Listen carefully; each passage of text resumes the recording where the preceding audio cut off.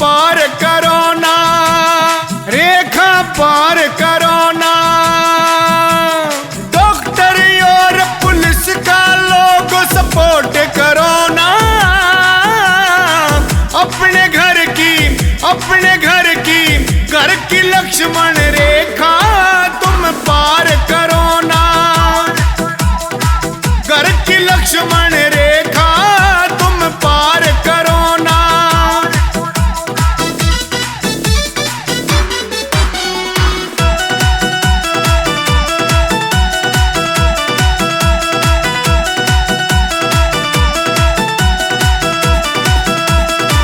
जनता रक्षक बन कहने या पुलिस खड़ी रोड़ा पे, गुड़ मिल के रहो घर कुण बेमना, बैठे करो ना जोड़ा पे। गुड़ मिल के रहो घर कुण बेमना, बैठे करो ना जोड़ा पे।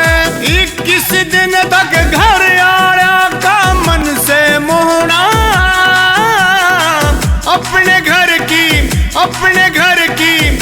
की लक्ष्मण रेखा तुम पार करो ना।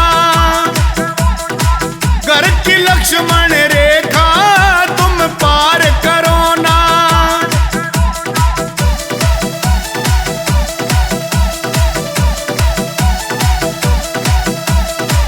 डॉक्टर हो भगवान बराबर, बड़े बात बतावे से।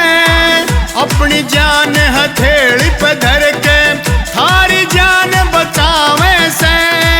अपनी जान हथेली पे धर के थारी जान बचावे से। सूरज रोहटिया समझ बाद में पड़ जा रोना। अपने घर की लक्ष्मण रेखा तुम पार करो ना। घर की लक्ष्मण